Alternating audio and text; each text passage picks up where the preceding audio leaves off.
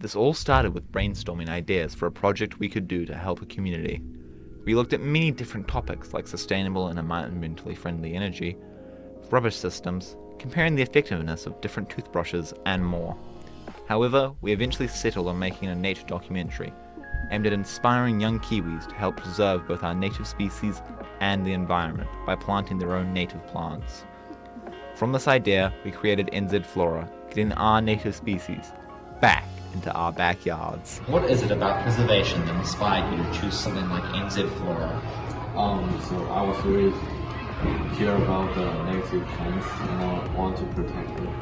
After coming with the initial idea, there was a lot of planning and thinking that had to go into realizing NZflora, taking it from our idea into a reality. There was a lot of debate of what the documentary would look like. Was it going to be a series or just one long video?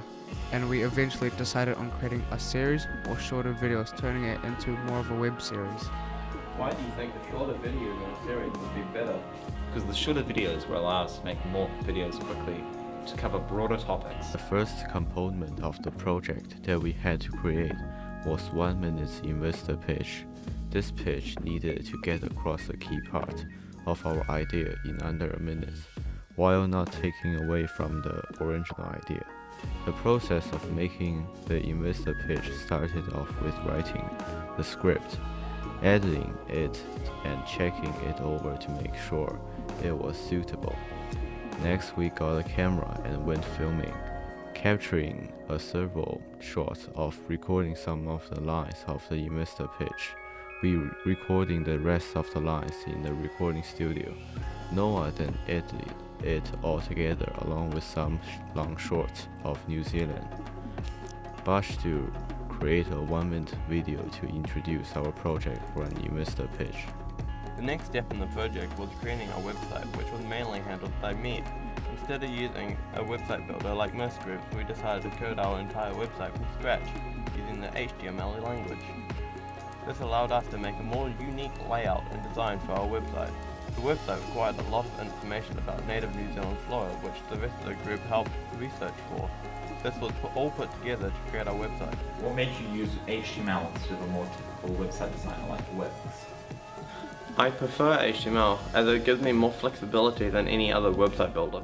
Of course, for our project, we had to also do the actual project work, creating a web series to both inform about our native species and inspire people to start planting their own. This started off with research into what native species would be easy for first-time gardeners to have a go at planting, and eventually we settled on the Pittosporum golf ball as the focus of the video. There was still other research to be done, looking at other native species that were endangered and threatened and raising awareness for these species. Next came writing the script for the video, checking through and making sure it was something we could be proud to present. Finally, we were ready to start filming and recording.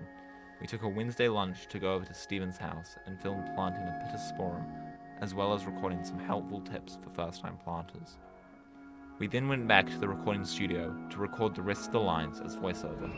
Why did you choose the Pittosporum golf ball for the DIY portion of the video? Well, it's a very easy planter species that is very easy to plant and is very easy to take care of. Finally, Noah edited it all together to create a short documentary video that was both informative and inspiring.